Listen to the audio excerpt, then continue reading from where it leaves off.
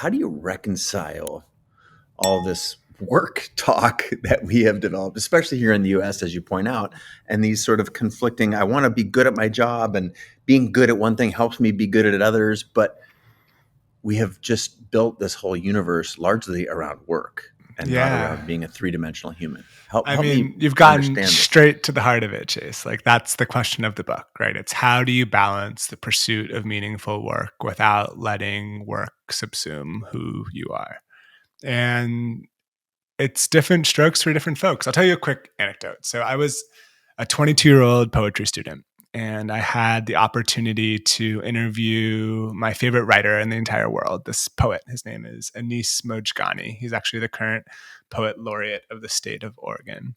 And I was expecting him to give me sort of a pep talk. Here I was, like, about to embark on an unknown future, and I was talking to, like, my idol, my a professional poet, no less.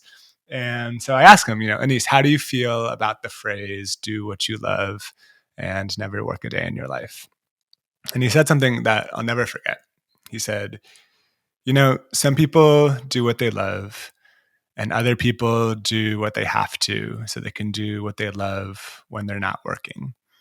And neither is more noble. And I think that last part is really key. I think we live in a society that loves to revere people whose identities and their work neatly aligned. The photographers, the social entrepreneurs, the painters, the astronauts.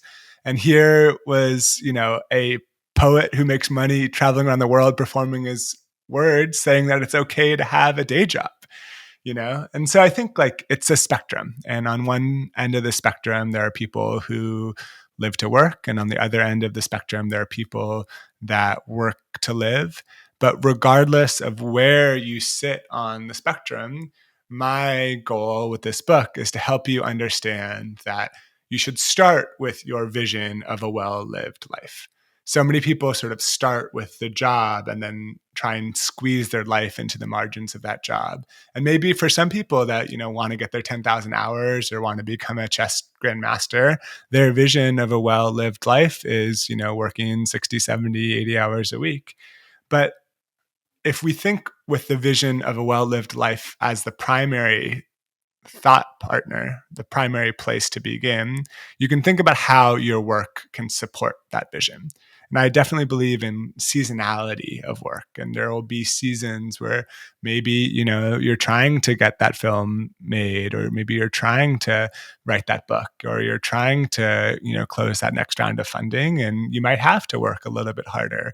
Or maybe you're early in your career and you're really trying to cultivate some skills for yourself.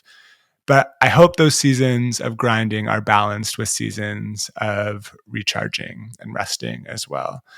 Because, as you talk about so often on the show, productivity is a reflection of our ability to show up, to be present, to be able to be really entrenched in the moment. And we can only do that when we have the capacity to do so, when we are fulfilled in ways beyond just our professional accomplishments or what pats on the back we might get from our jobs.